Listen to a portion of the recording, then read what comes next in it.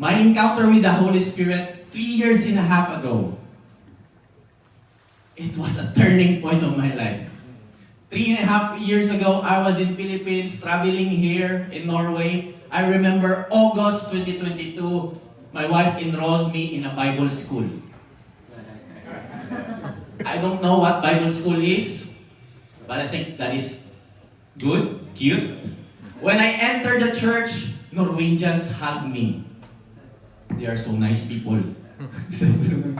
They hug me. They tell good things about me. I haven't encountered this kind of church. My church way before, when I enter, they talk about gossips and all that. But here, they embrace me.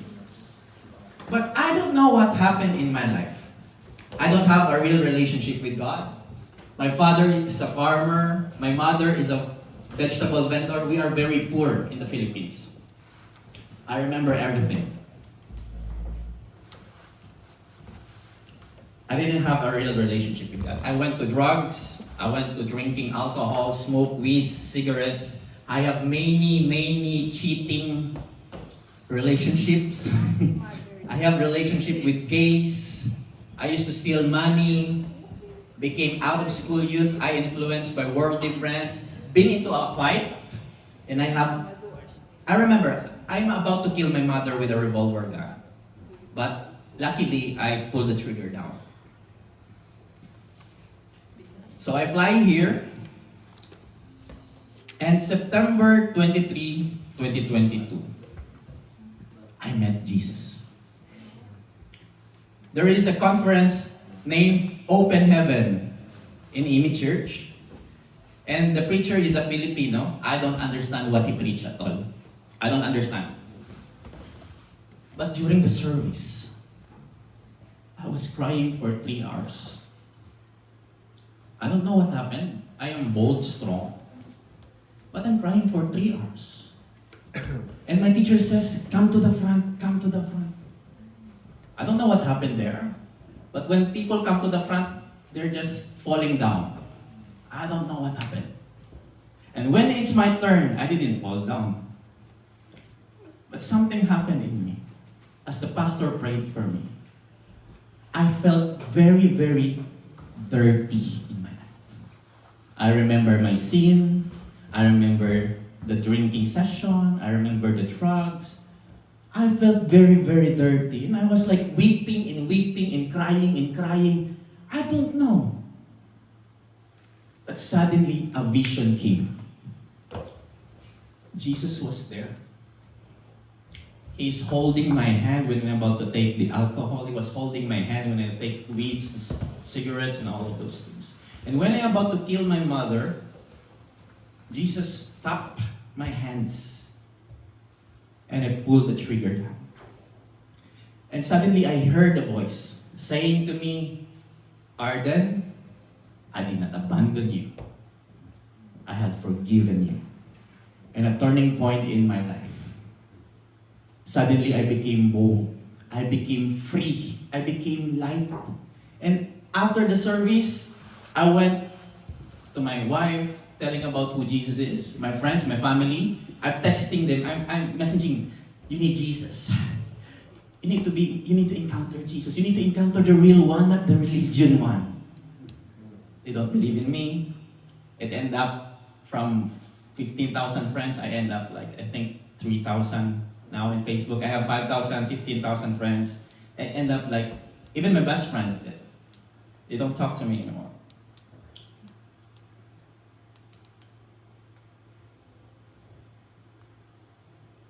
So that was changing my life. I give my life to the Lord. Now I'm sitting at the back of the Bible school. I'm transferred on the front. And I'm reading the Word of God. I don't understand this. But there's a hunger. There's a hunger in me. I'm reading and I'm reciting. Like, okay, teacher, pick me, teacher. So even though I don't know the answer, I'm just raising my hands. But there's a hunger in me. There's a hunger in me seeking the Lord.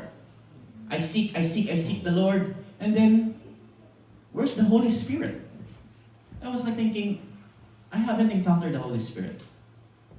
And then a year ago, September 2024, I think it was that, I joined Open Heaven again, conference again, because I hunger for the Lord. And then I met the Holy Spirit. There is a preacher, a prophet from Alaska. She was preaching, she was a lady, she was preaching about the boldness of the Holy Spirit, the courage. And I don't know what happened in my life. But when the preacher says, come to the front, I rushed into the front. As I was standing there because I'm very hungry of God. And then suddenly in a moment, I was crying. I was down on the floor and suddenly I saw a vision. I saw a vision of a throne of God, full of light, full of glory, full of holiness. Sitting in the throne of God is like a son of man, a figure of a son of man. Then suddenly I saw the Holy Spirit on a dove fire hovering on my left. And I saw the Lamb of God hovering on my right. Then I saw myself lying above like this. And then God started to rain fire on me. I received fire on my head, fire on my hands, my body, my feet, my eyes, my nose, my mouth, everything. Then suddenly the Holy Spirit started to speak to me about the process of sanctification. The process of cleansing in our life. Because the Holy Spirit is holy. And He doesn't dwell. He only dwell on a person that was cleansed by the blood of Jesus. So I started to confess my sins to the Lord. Lord, forgive me. Lord, forgive me. I watched this. I steal. Forgive me. Every sin that the Lord has spoke to me. And then I don't understand. But one word that I could describe what happened to me is a liquid fire of love of God in me. And I encountered the Holy Spirit during that time. It was very dramatic, very supernatural, but I keep on telling this. Out of a sudden, I spoke in tongues there. I was delivered from many demons. And I felt the fire in me. I felt very bold during that time. I go out on the bus telling about who Jesus is. And then the Holy Spirit spoke to me my purpose in calling. He came unto me on the dream. He gave me a vision of preaching on the streets of Stavanger with a microphone together with Emmanuel, means God is with us. So I go to Power to buy microphone and speaker, then I go out. Then it was a starting point. And then I give my life to the ministry. I started preaching in the streets, and God called me to lead the church. And all of that, all of a sudden, I do this not because I want this. I do this because He called me. And when God called you, you cannot hide. You keep hiding, but He will go after you. And when God called you to bring a revival here in Norway, it shall gonna happen. Because the Holy Spirit come on the day of the Pentecost, not for our benefits. The Holy Spirit come on the day of the Pentecost to witness, to testify, to share about Jesus. So if you have the Holy Spirit in you, you have boldness already in your life. Because the Bible says that you shall receive power when the Holy Spirit comes upon you. I was baptized in the Holy Spirit. I felt the unconditional love and everlasting love of God. And I continue to develop my relationship with the Holy Spirit. Let's give our hands to the Lord. Yeah. I don't know. What are you feeling today? I feel electricity on my body today. Can we go to Acts 1, verse 4 to 8? If you have your Bible.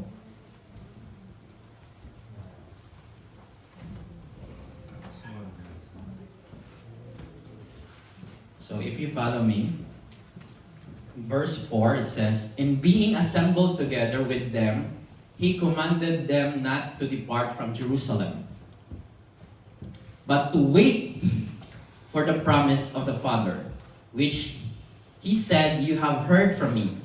For John truly baptized with water, but you shall be baptized with the Holy Spirit not many days from now.'" Verse 6. "Therefore, when they had come together, they asked him, saying, 'Lord, will you at this time restore the kingdom of Israel?' Verse 7. "And he said to them, 'It is not for you to know times or seasons which the Father has put in his own authority.'" But verse 8. "But you shall receive..." But you shall receive what? Power when the Holy Spirit has come upon you.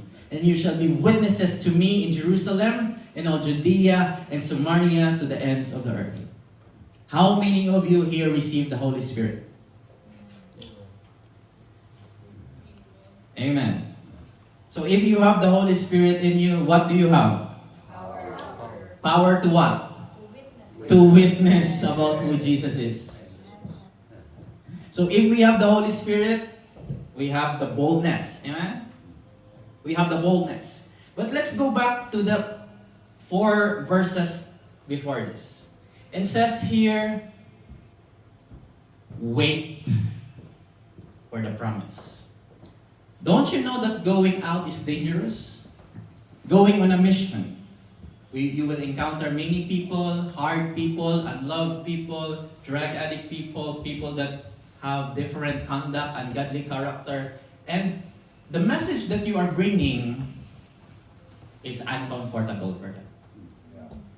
Amen? But the scripture says, wait for the promise. Don't go without the power. Because only the Holy Spirit can convict us of sin. Only the Holy Spirit can convert people. Not us. Only the Holy Spirit can transform people, not us. Our work is to testify. Only Him can convict. If I preach here without the power of the Holy Spirit, you will not be convicted of that. But if you have the power in you, if you have the power of the Holy Spirit, 1 word, 2 words, simple words, the Holy Spirit will take that word and put it into power to convict people and pierce people out of their heart to repent of their sins and to have a relationship with God. Because that is the duty of the Holy Spirit in us. He is the counselor, He is the power, He is the comforter, He is the helper. So we need the helper before going out. So that's why He says, wait unto Jerusalem for the promise of the Father. So right here we can see a pattern before we testify to this nation. One of my prayer here is that Norway shall be saved in the name of Jesus. We want to see revival here in Norway. We want to see Norwegians get to know the Lord Jesus. We want to see other religions get to know who the Lord is. We want to see new generations, ungdom, whatever it is, in Barnehage, that they have relationship with Christ. Amen? Amen. And I do believe some of you here, that is your desire. But there is something lacking, and that is the power of the Holy Spirit. So, Jesus instructed the disciple, and this is an instruction for us to wait. To wait. Amen? Because the church without the Holy Spirit is a dead church. You can go to church and you look like the church is like association, clubs, there is like gift giving there, but there's no power, there's no transformation. Priests, pastors, members, leadership is still living in sin. Because there's no, the power of the Holy Spirit is nothing there. But if you have the power of the Holy Spirit, there's going to be deliverance, there's going to be healing, there's going to be transformations. People will be on fire for the Lord. People will be pierced and be burdened for the Lord of God. And this is what I discovered. If you have the Holy Spirit in you, the Holy Spirit will open the eyes of your heart to see Jesus. Because no sculpture, no monument, no painting that could describe who Jesus is. Only the Holy Spirit. And this is what I discovered. The Holy Spirit will show you the magnitude of the sacrifice of Jesus. I was going to the church 3 times a day when I was in the Philippines, but I didn't encounter God there. It's just like nothing there, empty. But when I came here in Norway, there's truth here. The Holy Spirit is present. No one preaches to me, but I encounter God. And when you encounter God in your life, what's gonna happen? You will be transformed. Amen? You will be transformed. So the Holy Spirit also reveals the holiness of God in our life. And the Holy Spirit can reveal that you are His child of God. That you belong to Him, and there's no condemnation in you. There's no condemnation in you because you are in Christ Jesus. So that's why we need the Holy Spirit. We need the anointing of the Lord. The anointing is the combination of the Holy Spirit and His power. John 10:38 says that Jesus was anointed by the Holy Spirit in power to do good things. So the Holy Spirit in us, making us bold to testify about who Jesus is. But let's go back to the verse. What one thing do you notice about the disciples on this time? So 40 days, Jesus was there teaching, then 10 days, 40 days, Jesus go up into heaven, and 10 days, the disciples are waiting for the promise of the Father. What are you notice for the disciples? First thing I notice in the disciples, they are sold out for Jesus. They left their home, their jobs, their businesses. They left their will, whatever it is. They are sold out for Jesus. They are willing to die for their faith for Jesus.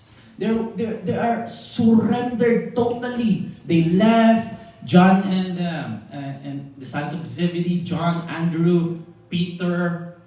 They left everything just to follow Jesus. And I said, Lord, I want to leave everything for you. I want to see your kingdom come. I want to see your glory come here in Norway, Lord. And I pray that God will put a burden in you to see people who need the gospel in their life. So one thing we see here is the disciples are sold out for Jesus. And when you look at the disciples, they are filled by the Holy Spirit. They don't afraid of persecution. They don't afraid of rejection. They don't afraid of betrayals, sickness, mockery. They don't stop telling about Jesus. Even in winter, summer, autumn, fall, they don't stop telling about Jesus. Even if no one is listening, no microphone, no theological backgrounds, they don't stop telling about who Jesus is, because only Jesus can save. Only Jesus can heal. Only Jesus can redeem this fallen world. Only Him. Now I want to encourage you. No matter what happened, you and I will never stop telling people about Jesus. No matter what happened. Amen? You and I will never stop telling your friends, your workplace, your family members, other religions, bosses, about who Jesus is. It doesn't matter which field are you. In the health, in the engineering, in the Starbucks, in the restaurant, in the whatever workplace it is. You and I will never stop telling this country, Norway, and until the ends of the world, to see Jesus is. To tell them about who Jesus is. Because there is something joy when you share the gospel to them and knowing that they could see Jesus in you. There's a greater joy. There's a greater joy than this. One thing, the disciples are surrendered. Surrendered. They don't compromise. They They turn away from their sins. They are sold out. My question to you, do you want to be sold out for the Lord? Do you want to be, Lord, here I am, use me. But when God uses you, Lord,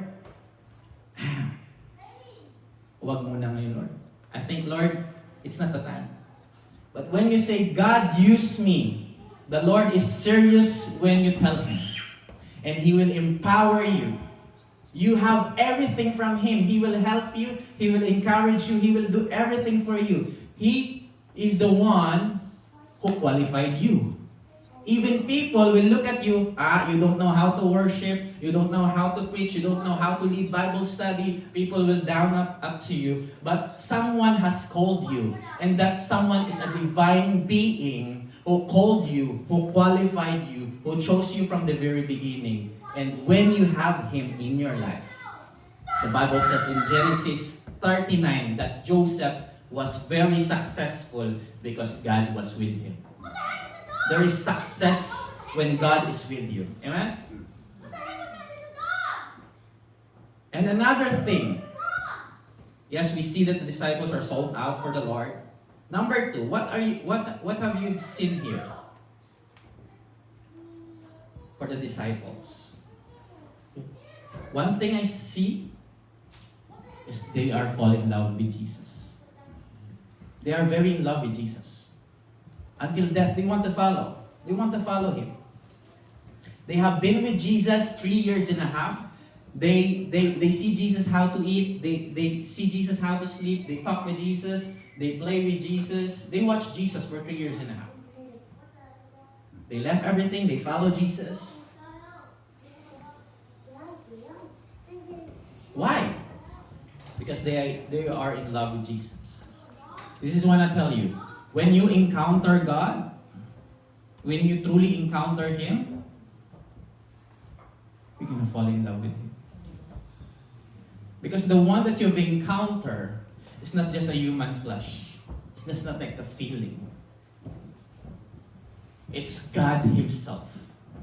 And when you encounter Him, everything changes. When you have a face-to-face encounter with the living God, your heart changes. You begin to fall in love with Him. You begin to hate sin. You begin to ignore compromises. You begin to cut what caused you to do wickedness. You begin to give your life to Him, totally surrenderedly to Him. And then you begin to become weird to people. You became like unusual to people. Huh? How many weird people here? Because when you fall in love with the Lord, it doesn't matter how it costs you.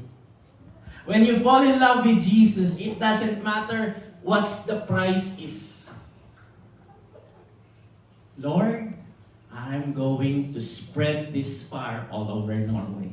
I'm going to spread this gospel to my cousins, to my loved ones, to my friends, and even to my enemies. Because when you fall in love with Jesus, it doesn't matter how the cost. Death is not in you. Fear is not in you. Even police or government will try to stop the gospel from you. It will never stop. And this is what I'm telling you. That the one that is in you is greater. You have God inside of you. You have God inside of you. And I pray that the Holy Spirit will open your eyes. That what Jesus did on the cross, His sacrifices when He was nailed on the cross, it was not for something. It was for everybody. It was for you and me. And when you are falling in love with Jesus, it doesn't matter what you are going through in life. You will do it. You will obey Him because you love Jesus. No matter what happened, even if it's nonsense to you, that you are worshiping the Lord here, we don't have a big building, our schedule go back and forth there, people are not here, we don't have this kind of big things that like other churches have, it doesn't matter because you fall in love with Jesus. It doesn't matter even though that you still don't have a job, you still don't have like this, like you don't have a car. It doesn't matter. You will continue to obey Him. You will continue to dwell in Him, seek Him because you fall in love with Him. The only matter things in this world is not only what we do, but it's our relationship with Him. And the disciples are fall in love with Jesus until the end of their life. You obey Him. That's why you want to testify because you love Jesus. That's why you want to forgive others because you love Jesus. You want to sacrifice because you love Jesus. You want to spend time with God just because you love Jesus. Some of you here have work on Sunday, but you sacrifice it because you love Him. You love Him. You give to the poor because you love Jesus. You serve the churches because you love Jesus. You love others because you love Jesus. And you love your enemies because you love Jesus. I want to tell you, no matter what happened in your life, love Jesus. Because the Bible says that if you love me, you will obey my commandments. And that is how we fall in love with Jesus. We obey Him no matter what happened. God doesn't look at you and doesn't want you to be perfect. He wants you to be obedient in Him. The Bible says, if you obey me, if you love me, you will obey my commandments. How many of you here, it's hard for you, it's hard for your flesh, but you want to deny your flesh. You want to deny your flesh that, Lord, I don't want to go with my friends. They are living in sin. I don't want to take that alcohol in them. I want to be with them. I want to pray for them, but I don't want to dwell. You know, Jesus, even though that He is holy, just, He came to the sinner, but He didn't dwell on the sin. Because there is something, if we dwell on that, it corrupts our heart. The Bible says that corrupt friends will corrupt your heart also. But when you fall in love with Jesus, you obey Him, you deny yourself. Lord, even though that it's hard for me, I will go to them and I will share to them. Lord, even it's hard for me, Lord. Lord, take my pride upon me. I will forgive. I will forgive. I will love them. And I will share the gospel here in Norway. You don't need to be a street preacher. Amen? Amen. You can be a nurse. You can be in a restaurant. You can be what you are. Because God moves in your life powerfully. He will bring captive people that you're going to share to them about the freedom of the Lord. Suddenly, people will come to you and ask for help, and then you lead them to God. You don't need to be like somebody else. You need to be like you. What God has created of who you are. I want to tell you, there's no other joy in this place, in this life, than to be in love with Jesus. Have you ever experienced that when you are in workplace, you think about like, Lord, I want to worship you. I want to praise you. Lord, even though that you are busy, Lord, I want to spend time with you. Lord, I want to talk to you. You have a desire, even if you are in buses, even if you are spending time with your family, you feel this desire of spending time with God. You have this, Lord, I want to be alone and praise and worship you. Lord, I want to spend time with you and think of you. Have you ever experienced that?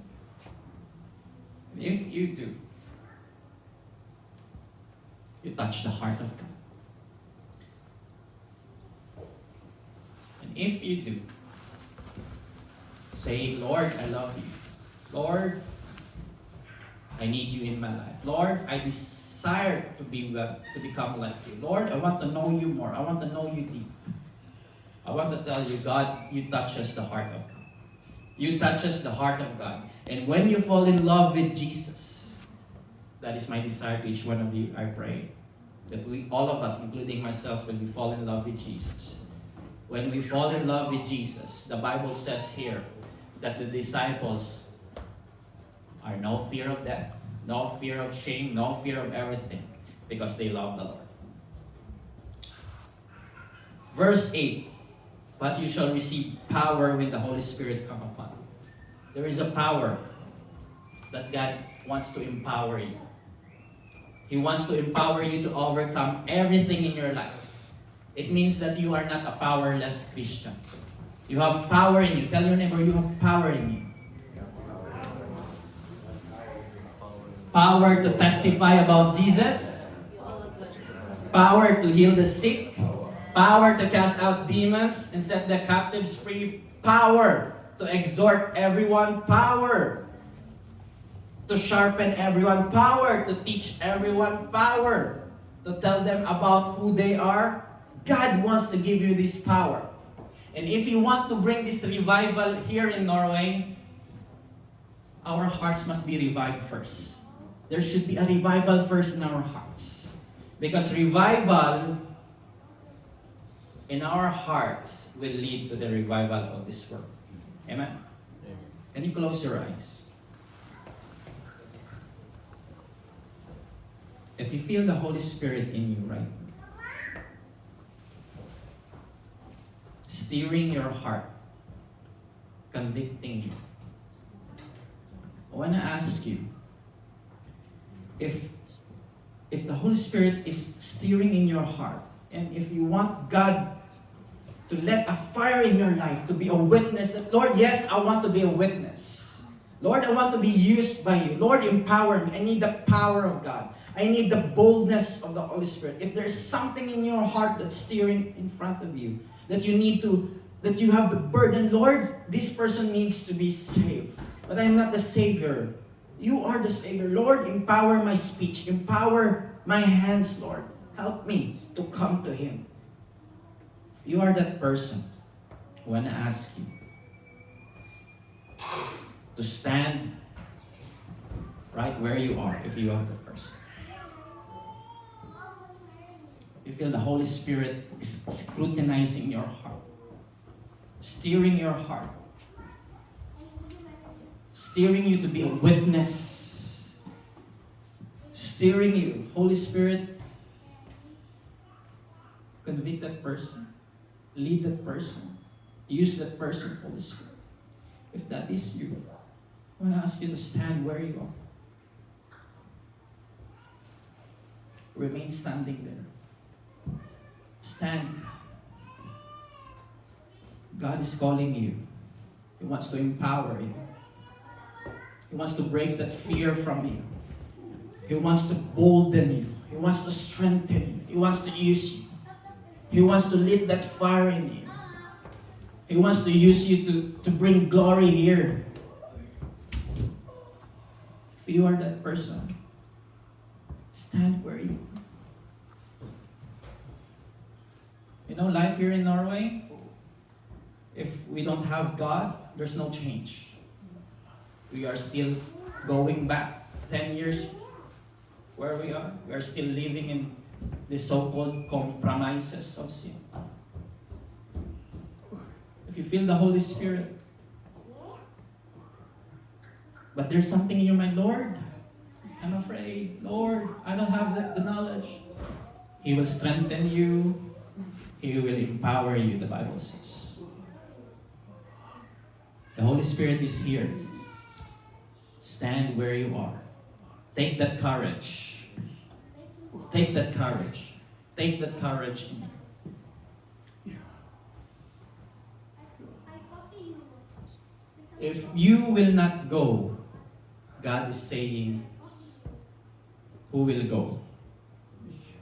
If you take a step, yes, Lord, it doesn't matter the cost, it doesn't matter the price. I will go. I will go. I will go. Holy Spirit, we thank you for receptive hearts tonight. Father God, fill this place with your love. Fill this place with the anointing of the Holy Spirit. In Jesus' name I pray, Lord. Come, Holy Spirit. We welcome you here in this place. Holy Spirit, fill this place, Holy Spirit, with your fire. Fill this place, Holy Spirit. Anoint that person right now, Holy Spirit, to bring boldness, to continue in this place, to share the Word of God, to share and testify about Jesus. Because only you can convict people of sin, Holy Spirit. Holy Spirit, fills our Fill us, O Holy Spirit, with your love, Holy Spirit. Anoint that person right now in the name of Jesus. In the name of Jesus. In the name of Jesus. Holy Spirit, we thank you. Fill this place. Fill this place, Holy Spirit. Fill them, Holy Spirit, with your love. Fill them with your love, Holy Spirit. Holy Spirit, call that person. Call that person right now. Call that person right now. The book of Acts says,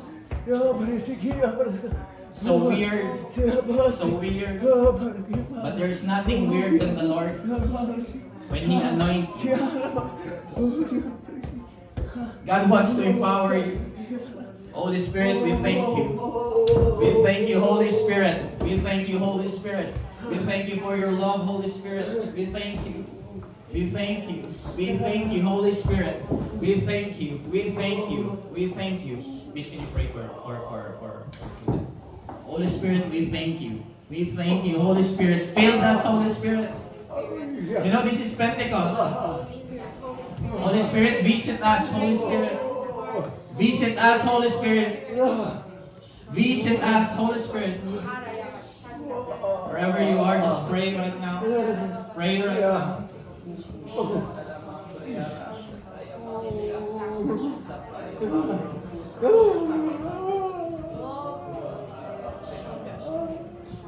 Just pray right now, wherever you are. Pray that the Holy Spirit will touch you with His fire.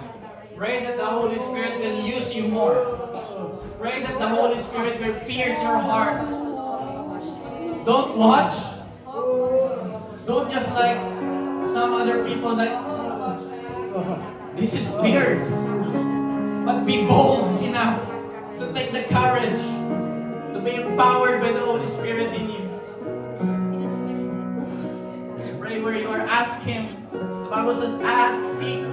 Lord, I need boldness. Come, Lord, you empowered me. Lord, I want to see people be set free. Use me, Lord, to cast out demons. Lord, use me to heal the sick. Ask Him right now. He is here.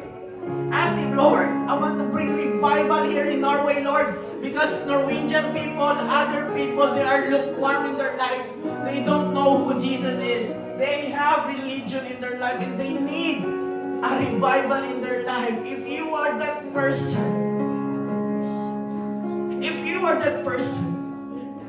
want to be a disciple of Jesus, you want to follow Jesus, you want to be empowered, ask the Lord right now. Ask Him. Ask Him. Ask Him. Oh God, Lord, fill this place. Help us, oh God, Lord, not to be stand-byers. Help us to move in faith, oh God. Lord, help our heart, Lord. Pierce our heart to see people, oh God, Lord, that are dealing with drugs, dealing with alcohol, partying every Friday. Still going on to sin, Lord, because they don't know who you are. Lord, help me. Empower me, Lord Jesus. Empower me. If that is you, tell the Lord, Lord, empower me. I want to experience your power. I want to experience your resurrection power, Lord. I want to be a new person. I want to be a transformed person. I want to become like you. You know, time is very near. Jesus is coming back. If you don't tell the truth to your friends about who they are, who Jesus is, oh Lord, in this generation, Lord, empower your church, Lord. It's not only living in holiness, living in repentant life, but also we need the power of the Holy Spirit to bring revival here in Norway, Lord. We don't want to be the churches just like doing clubs, doing shows, but we need a real revival, Lord. We need to disciple people that fall in love with you. We want to be sold out with you, Lord.